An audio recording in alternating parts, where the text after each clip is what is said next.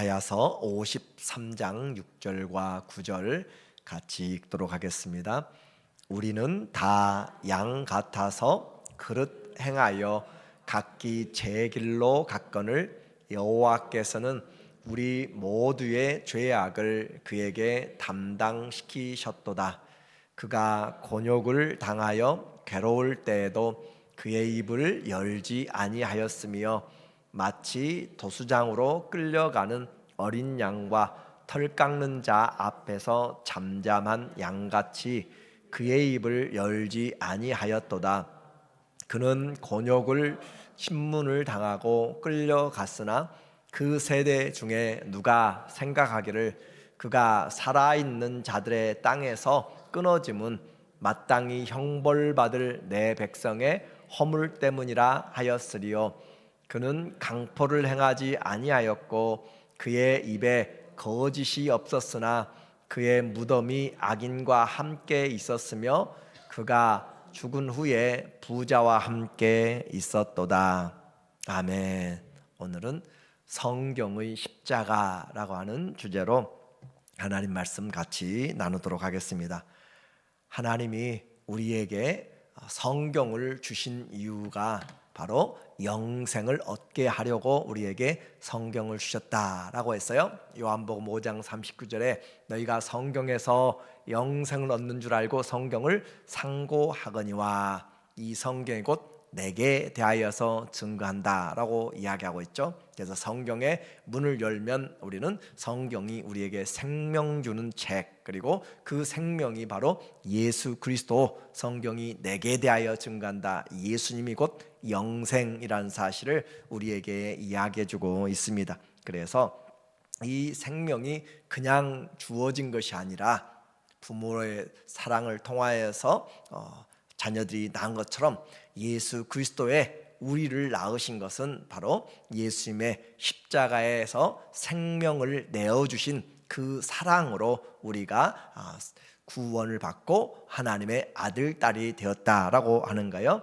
그래서 우리는 이 세상에서 하나님의 자녀가 된 것은 금이나 은같이 썩어질 것이 아니라 변함없는, 점도 없고 흠이 없는 어린 양 예수 그리스도의 보배로운 피로 되었다. 베드로는 그것을 잊을 수가 없습니다. 베드로전서 1장 18절에 너희가 알거니와 너희 조상이 물려준 헛된 행실에서 구속함을 받은 것은, 헛된 행실에서 구원함을 받은 것은 은이나 금같이, 은이나 금이 얼마나 귀해요? 집에다 좀 쌓아놓고 금송아지 있으면 얼마나 든든하겠어요. 그러나 그런 것으로 되어지지 않고 그것은 없어질 것이고, 그래서 없어질 것으로 된 것이 아니요 오직 흠 없고 점 없는 어린 양 같은, 흠이 없고 점이 없다라고 한 것은 결격 사유가 없는, 곧 죄 없는 것을 이야기하는 거예요. 그리스도의 보배로운 피로 된 것이니라. 우리의 구원은 보배로운 피, 예수 그리스도의 피로 우리가 구원을 받았다라고 그렇게 말씀하고 있어요. 그리고 이제 이와 같은 보배로운 피 흘림을 구약에서 우리에게 말해주는, 가장 분명하게 예수 그리스도의 그 죽으심과 구원에 대한 이야기를 해주는 것이 바로 이사야서의 53장의 이야기입니다. 이사야서에는 총 4개의 여호와의 종에 대한 노래가 나와요. 42장과 49장 또 50장 그리고 53장에 거쳐서 52장 마지막 부분부터 53장까지 그렇게 4개의 노래가 나오는데, 오늘 이 53장은 52장 마지막부터 이어지는 이 53장은 구약의 십자가장이라고 할 정도로 예수 그리스도의 그 오심에 대한 아주 분명한, 그리고 가장 중요한 복음의 핵심을 담고 있기 때문에 구약의 신약일 뿐만 아니라 구약의 십자가라고 그렇게 할 수가 있는 53장 메시아의 이야기입니다. 그 이야기를 빼놓고 우리는 십자가를 이야기할 수가 없어요. 그래서 이와 같은 예수 그리스도의 구원의 이야기를, 예수님 오시기 700년 전에, 그리고 지금부터 2700년 전에 바로 이 이사야가 나라도 잃어버렸고 바벨론의 포로가 된 소망 없는 그들에게, 우리에게 메시아가 와서 우리의 죄와 허물을 사해 주시고 구원하신다라고 하는 그 노래를 하기 시작하였어요. 그래서 오늘 첫 번째로 우리가 보게 되는 것은 바로 버림받은 그 메시아에 대한, 아무도 관심 두지 않은 메시아에 대하여서 보게 될 것입니다. 그 종은 누구도 관심 두지 않을 정도로 그렇게 사람들의 기대와는 전혀 달랐어요. 1절에 보니까 말하기를 우리가 전한 것을 누가 믿었느냐. 이 이사야가 우리죠. 우리 이사야를 포함한 우리가 이 복음 전한 것을 누가 믿었느냐. 아무도 믿지 못했다.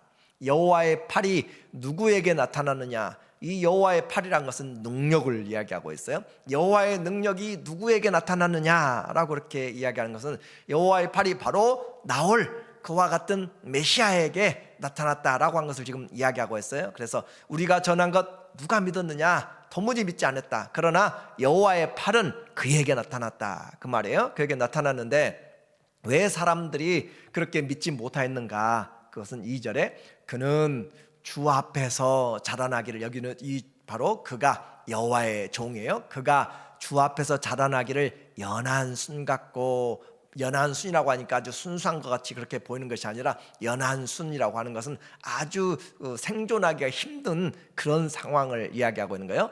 연한 순 같고, 이 역적 많고 죄 많은 세상에서, 풍파 많은 세상에서 아주 야들야들하게 그렇게 자라나는 것 같은 그런 모습을 이야기하는 거고, 마른 땅에서 나온 줄기 같아서, 삐쩍 마른 땅에서 나온 줄기가 얼마나 생동감이 있겠어요? 거의 자기 생명도 감당하지 못해서, 여러분이 산에, 돌산에 가보고 또 사막에 가보면 그 나무 자체가 생기가 없습니다. 그냥 겨우 뿌리만 내리고 살아가고 있는 그런 모습처럼 마른 땅에서 나온 뿌리 같아서 고운 모양도 없고 풍채도 없은즉 우리가 보기에 흠모할 만한 아름다운 것이 없도다. 우리가 보기에, 세상 사람들이 보기에, 많은 사람들이 보기에 흠모하는 것들이 하나도 없다.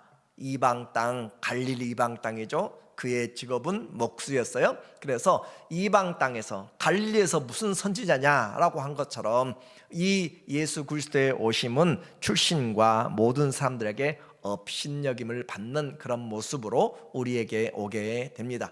3절에 보니까 말하기를 그는 멸시를 받아 사람들에게 버림받았으며 멸시를 받았다. 그는 멸시를 받고 간고를, 고통을 많이 겪었으며 질고를 아는 자라, 질병을 아는 자라라고 그렇게 이야기하고 있어요. 예수님에 대한 그런 모습을 우리에게 말씀해주고 있습니다. 마치 사람들이 그에게서 얼굴을 가리는 것 같이 멸시를 당하였고 우리도 그를 귀히 여기지 아니하였다. 이사야는 마치 그가 보고 있는 것 같이 지금 이 오실 메시아에 대해서 이야기를 하고 있는데, 사람들에게 멸시받아서 그렇게 되어졌을 뿐만 아니라 간고를 많이 겪었고, 그리고 질고를 안다. 그래서 이 질병을 안다라고 하는 것은 그 질병을 경험하였고 질병을 시간과 공간적으로 알고 있다라고 하는 것을 지금 말하고 있는 거예요. 그래서 마치 사람들에게서 얼굴 가리고 저 멀리서 부정하다 하면서 그 나병 환자들이 자기 얼굴을 가린 것처럼 그와 같이 사람들이 함께 하기를 싫어했다라고 하는 거죠. 우리는 예수님의 모습에 대해서 좀 오해가 있습니다. 누가복음 5장 22절에 누가복음 2장 52절에 보면은 예수님이 지혜와 키가 자라가면서 사람들과, 하나님과 사람들에게 사랑받더라, 사랑스러워 가시더라 라고 그렇게 이야기하고 있어요. 예수님의 지혜와 키가 자라가면서, 그럼 점점 자라가면서, 그러니까 우리는 예수님 생각할 때 태어날 때부터 하나님의 아들이니까 신적인 지식이 그 안에 처음부터 충만하게 있어서 그냥 어렸을 때부터 한자 다 띄고 율법 다 띄고 하는 것을 하지 말고, 예수님이 여기서 자라갔다고 이야기, 그의 지혜와 키가 자라가면서, 그래서 정상적인 과정을 겪어가면서 성장해 나가는 것들을 우리에게 이야기하고 있고, 그런데 거기에 보면은 우리에게 하나님과 사람들에게 사랑스러워 가시더라, 아주 예쁜, 아주 잘생긴 그런 어린아이로 그렇게 성장해 나가는 것으로 그렇게 보여져요. 여기서 이사야가 이야기하고 있는 것은 예수님이 그렇게 그런 모습에서 다른 모습들은 전혀 우리에게 나타나 보이지 않습니다. 그런데 너무 틀리다는 거죠. 누가복음의 이야기와 이사야의 이야기가 너무 틀린데, 그렇게 자라가면서 뭔가 예수님의 공생애를 시작하고 그렇게 준비하는 과정에서 예수님이 질고들을 알고 또 이와 같은 것들을 겪어가면서 예수님의 인생이 많이 상했다라고 그렇게 볼 수 있어요. 요한복음 8장에 보면은 56절에 아브라함에 대해서 내가 아브라함보다 먼저 있느냐라고 그렇게 이야기할 때 내가 그보다 먼저 있다라고 그렇게 이야기하면서 사람들이 놀랍니다. 네가 아직 50도 못 되었거늘 이렇게 이야기를 하고 있어요. 예수님이 30세에 공생애를 시작할 30세쯤 되더라라고 이렇게 누가는 3장에서 이야기를 하고 있는데, 그 사람들이 이야기하기를 네가 아직 50도 못 되어서 30살을 50살로 본다. 물론 좀 경험치를 높여가지고 이야기할 수도 있겠지만, 그러나 예수님의 얼굴이 노안이었다라는 것들을 한번 생각해 볼 수 있어요. 그래서 이와 같은 이유들을 우리가 이야기하는 것은 여기서 가장 핵심은 우리에게 이스라엘 사람들이 기다리던 그런 모습이 아니다라고 하는 거예요. 그래서 시편 22편에 보면 예수님에 대해서 또 한 번 이야기합니다. 22편 6절에 보니까 나는 벌레요, 이것을 그대로 받아서 이야기해요. 나는 벌레요, 사람이 아니라 사람의 비방거리요 백성의 조롱거리니이다. 나를 보는 자는 다 나를 비웃으며, 다윗이 쓰고 있지만 메시아에 대한 고난의 시입니다. 그래서 입술을 비죽이며 머리를 흔들며 말하기를 그가 여호와께 의탁하니 구원하실 걸, 그를 기뻐하시니 건지실 걸 하나이다 하면서 나는 사람이 아니다, 벌레다 라고 할 정도로 사람들에게 수욕을 당하고 모욕을 당한 그리스도의 모습을 우리에게 이야기하고 있어요.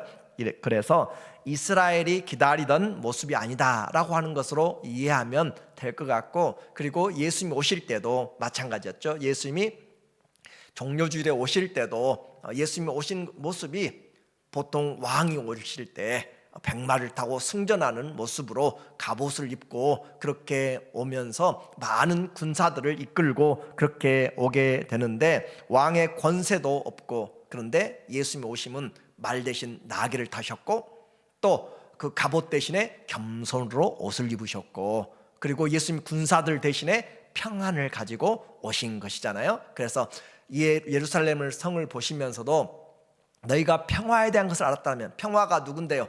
예수님이 평안이잖아요. 예수님 평화고, 예루살렘 자체가 예루샬라임, 평화의 도시잖아요. 평화의 도시인데 그 평화의 도시에 평화의 왕이 왔음에도 불구하고 그들이 알지를 못하여서 평화이신 예수님을 영접하지 못함으로 심판이 이르게 됨. 그래서 이와 같이 오늘 예수님의 이야기에서 나타나고 있는 내용, 그와 같은 것을 지금 이사야는 두 번째 이사야 노래에서 이사야서 49장 7절에 우리에게 앞으로 넘겨주면 돼요. 49장 7절에 이스라엘의 구속자, 이스라엘의 구원자이신 여호와께서 사람에게 멸시를 당하는 자, 그러니까 지금 그 메시아는 종은 사람에게 멸시를 당하는 자, 백성들에게 미움을 받는 자, 관원들에게 종이 된 자에게 이같이 이르시되, 그러니까 예수님은 사람들에게도 그렇게 미움받는 자가 되었다라는 것이죠.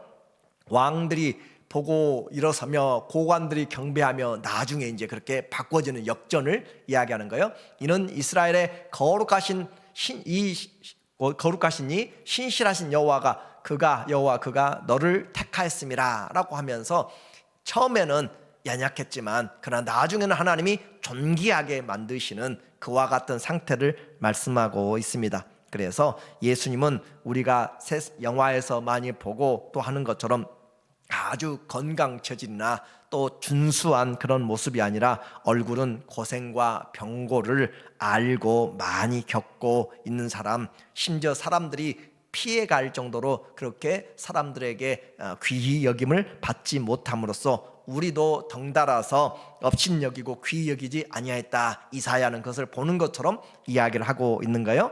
그래서 이런 이야기를 우리가 왜 할 수 있는가?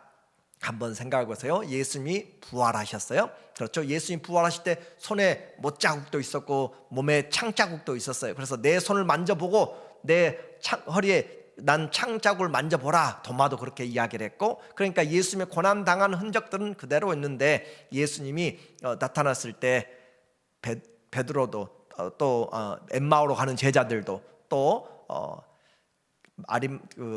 마리아도 예수님을 알지를 못했어요.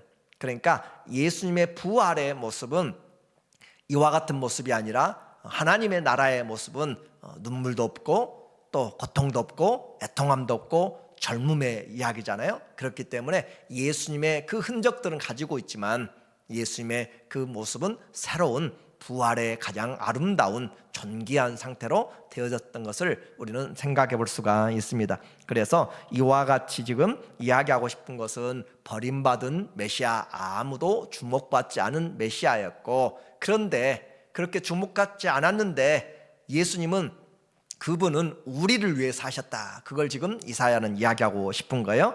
그래서 고난받는 메시아의 이야기를 4절부터 6절까지 하고 있습니다. 그가 그처럼 질병을 진 것, 오늘 4절에 보니까 말하기를, 그는 실로 그와 같이 우리는 멀리하였고 무시하였고 아무도 마음 쓰지 않았고 관심 두지 않았는데, 그는 실로 우리의 질고를, 우리의 질병이죠, 우리의 질병을 지고 우리의 슬픔을 당하였거늘 우리는 생각하기를 욥처럼 그가 징벌을 잘못해서 그렇거니 라고 생각하는 거예요. 그는 징벌을 받아 하나님께 맞으며 고난을 당한다 하였노라. 왜 저렇게 메시아가 힘이 없고 왜 저렇게 창조주 구원의 주가 약할까, 고통받고 또 배고픔과 그런 상황이 있을까라고 우리는 생각했는데, 그가 찔림은 우리의 허물 때문이고 그가 상함은 우리의 죄악 때문이었고, 그가 징계를 받은 이유는 우리에게 평화를 주시기 위해서 징계를 받은 것이고, 그가 채찍에 맞으심으로 우리는 나음을 받았도다. 완전히 다른 이야기를 지금 하고 있는 거예요.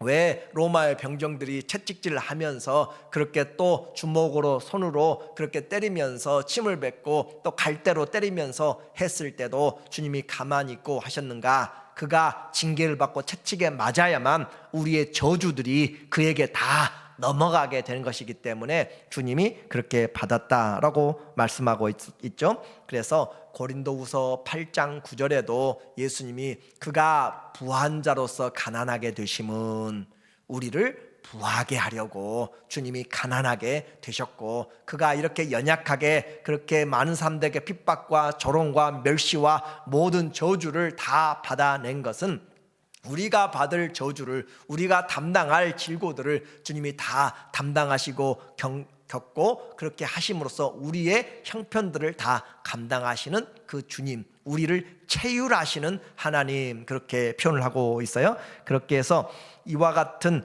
메시아의 삶은 우리를 위한 삶이었다. 이것이 복음입니다. 예수 그리스도께서 채찍에 맞으심이 우리에게 병남을 얻었다라고 하는 놀라운 은혜로 우리에게 이사야 선지자의 말씀이 이루어졌다라고 예수님은 말씀을 전하면서 많은 병자들이 왔을 때 이 말씀을 인용하고 있는 것이죠.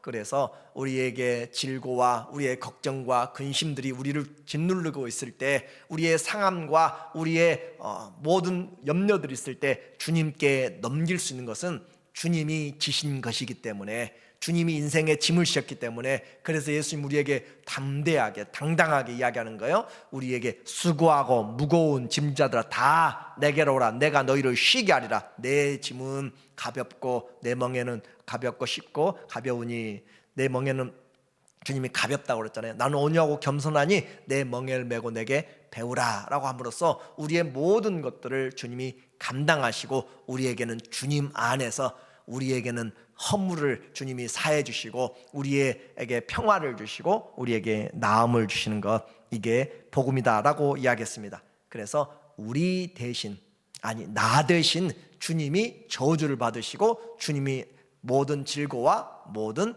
약함을 담당하셨습니다. 이것이 우리에게 죄와 허물에서, 저주에서 우리를 구원으로 복으로 생명으로 바꿔주신 예수님의 방법, 그것이 십자가에서 우리에게 이루어진 것이에요. 그래서 희생양으로 세상 죄를 지고 가신 하나님의 어린 양이었습니다. 그 결과로 우리가 누려야 될 것이 있죠.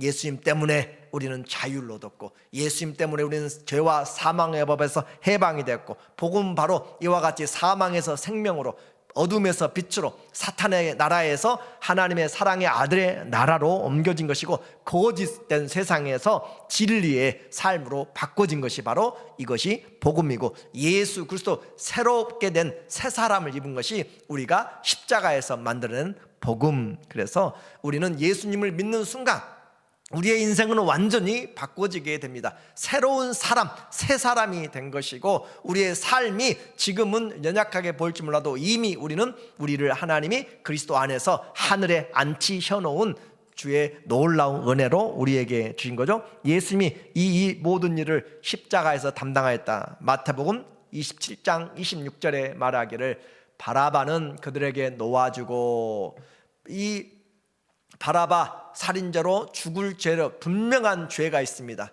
그래서 지금 십자가 못 박으려고 내놓은 거잖아요. 분명한 죄 증거가 있고, 그런데 이 예수님은 죄가 없다. 빌라도가 3번씩이나 나는 죄를 찾지 못하였다라고 하는데, 죽어야 될 바라바는 살아나고 죽지 않아야 될 무죄한 예수님은 죽게 되는 것, 이 바라바가 바로 우리다라고 하는 것이에요. 그래서 채찍질하고 십자가에 못 박히게 넘겨주니라. 가시관을 엮어 그의 머리에 씌우고 갈대를 그 손에 들리고 그 앞에서 무릎을 꿇고 희롱하여 이르되 유대인의 왕이여 평안할지어다 하며 그에게 침 뱉고 갈대를 빼앗아 그의 머리를 치더라. 창조주가 피조물들에게 조롱과 모든 혐오를 당하는, 핍박을 당하는, 그리고 맞음을 당하는, 침뱉음을 당하는 일들을 주님이 하신 이유, 바로 우리의 죄 때문이었다. 그래서 성도는 죄와 저주 가운데 살 수가 없습니다. 그것은 이미 예수님이 감당하셨기 때문에 성도는 주 안에서 기쁨과 소망의 삶, 이것을 바로 산 소망이라 이야기하는 거예요. 그래서 성도의 삶은 산 소망 가운데 우리가 살게 되는 것이고, 우리는 알지 못했어요. 예수님의 무죄함과 그 생명도 알지 못했고, 우리는 또 몰랐어요. 우리의 죄와 또 우리의 그 죄의 싹이 사망인 것도 알지를 못했어요. 6절 말씀이에요. 우리는 다 양 같아서 그릇 행하여 각기 제 길로 갔거늘, 각각 자기의 길들로 하나님의 길에서 벗어나서 제 길로 가서 내 인생 내가 산다는 것으로 갔지만, 여호와께서는 우리 모두의 죄악을, 나 한 사람만이 아니라 모두의 죄악을 그 예수님에게 담당시키셨도다. 이스라엘의 모든 백성들의 죄를 대제사장이 1년에 한 번씩 그 양과 염소에게 안수함으로써 넘어가게 되는 것처럼 그에게 담당시키셨도다. 이것이 바로 하나님의 지혜고, 또 이것이 구속의 역사이고 우리에게 복음입니다. 주님이 죄와 사망의 법을 받아들이시고 우리에게 생명과 성령의 법을 우리에게 주심으로 우리는 자유하게 한 것이죠. 이와 같이 주님이 받으신 그 십자가의 상황을 이사야는 더 깊이 우리에게 말하고 있어요. 7절에 보니까 온갖 굴욕을 당하여도 그는 침묵을 지켰습니다. 7절, 그가 곤욕을 당하여 괴로울 때에도 그의 입을 열지 아니하였으며 마치 도수장으로 끌려가는 어린 양과 털 깎는 자 앞에서 잠잠한 양같이 그의 입을 열지 아니하였도다. 그래서 예수님이 온갖 굴욕을 당하면서도 아무런 말이 없었어요. 육체적으로 아주 모욕을 당하고 정신적으로 수없이 그렇게 수치를 당하고, 그런 가운데서도 주님이 침묵한 것은 약했기 때문에, 또는 예수님이 신중하기 때문이 그런 이유가 아니라, 예수님은 자신이 당할 고난의 의미를 알고 있기 때문에 그렇습니다. 그리고 그 고난을 완전히 알고 있기 때문에 아버지의 뜻에 자기를 자발적으로 순종하였기 때문에 아무런 변명도 대꾸도 하지 않았다라고 하는 거예요. 그래서 유월절의 제물처럼 예수님은 아무런 털 깎는 자 앞에서, 그를 도살하는 자 앞에서 다른 동물은 죽이려고 할 때 다 소리를 지릅니다. 그러나 양은 소리를 지르지 않습니다. 그만큼 이와 같이 예수님은 아무런 이 고난을 선한 목자가 되어서 온전히 받아들임으로 누가 예수님을 죽이는 것이 아니라 자기 자신이 내어놓는다라고 이야기를 한 거죠. 그는 곤욕과 신문을 당하고 끌려갔으나 그 세대 중에 누가 생각하기를, 아무도 생각하지 못했어요. 그가 살아있는 자들의 땅에서 끊어짐은 마땅히 형벌받을, 바라바는 죽어야 될 사람인데 그와 같이 마땅히 형벌받을 우리죠. 내 백성의 허물 때문이라 누가 그렇게 생각을 했는가? 아무도 생각하지 못했습니다. 예수님은 바로 이 털 깎는 자 빌라도와 대제사장 그 앞에서 입을 열지 않았습니다. 보라, 세상 죄를 지고 가는 하나님의 어린 양이란 그런 표현으로 예수님은 잠잠하게 그 모든 억울한 재판들을 다 받아들였고 등을 마치 쟁기로 갈아엎듯이 그렇게 채찍으로 난도질을 당하여도 예수님은 그 모든 것들을 등을 내 맡겼다라고 그렇게 이야기를 하고 있어요. 십자가형을 앞두고 심한 채찍질은 빨리 죽도록 하기 위한, 피를 많이 흘림으로써 빨리 죽게 하기 위한 또 하나의 고문입니다. 고통입니다. 주님은 이미 겟세마네 동산에서, 겟세마네, 그죠? 그 말은 올리브를 짜는 틀을 이야기해요. 그래서 그곳에서 이미 땀방울이 떨어져서 핏방울같이 되는 그와 같이 온 힘을 다하여서 힘쓰고 애써서 간절히 기도함으로써 진액을 이미 쏟아낸 상태입니다. 그래서 그와 같은 상황에 대제사장 안나스와 또 가야바, 그리고 빌라도와 또 헤로드 왕, 또다시 빌라도에게 끌려다니면서 신문을 당하고 재판을 당하게 된 것이죠. 그래서 이 사람의 땅에서 끊어졌고, 그것이 바로 우리의 죄, 반역죄 대신에 주님은 바로 사형을 언도받게 되어 마가복음 15장 25절에 때가 제3시가 되어 십자가에 못 박으니라 9시를 말하고 있는 거죠. 예수께서 큰 소리로 불러 이르시되 아버지여 내 영혼을 아버지 손에 부탁하나이다 하고 이 말씀을 하신 후 숨지시니라. 십자가에 달려서 6시간, 그 십자가의 6시간 또 더 넓게 고난의 그 주님이 영광의 왕으로, 겸손한 왕으로 나귀를 타고 오셔서 그 5일 동안 주님은 이 일들을 위하여서 달려오신 것이죠. 그래서 예수님의 그 예루살렘은 주님의 가셔야 될 마지막 종착역, 주님의 인생에서 주님이 우리를 향한 하나님의 계획이었고 목적이었습니다.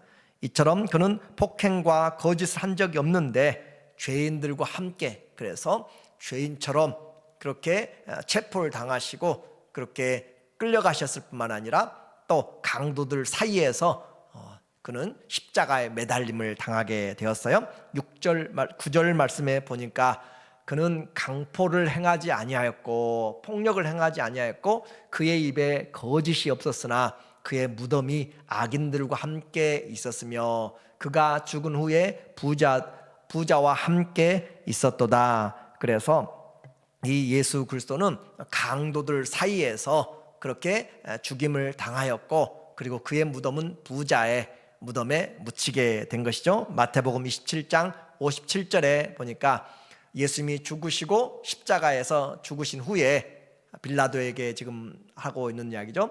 저물었을 때 아리마대 부자 요셉이라 하는 사람이 왔으니 그도 예수의 제자라. 빌라도에게 가서 예수의 시체를 달라 하니 이에 빌라도가 내주라 명령하거늘 요셉이 시체를 가져다가 깨끗한 세마포로 싸서 바위 속에 판 자기 새 무덤에 넣어두고 큰 돌을 굴려 무덤 문에 놓고 가니 2700년 전 지금부터, 그리고 예수님 시대로부터 700년 전 이사야 선지자가 그렇게 외치면서 했던 이야기가 예수님의 그 성장과 예수님의 십자가의 고난과 죽으심과 또 묻히심, 장사 지냄까지, 그리고 부활까지 이사야 53장에서 우리에게 말씀해주고 있어요.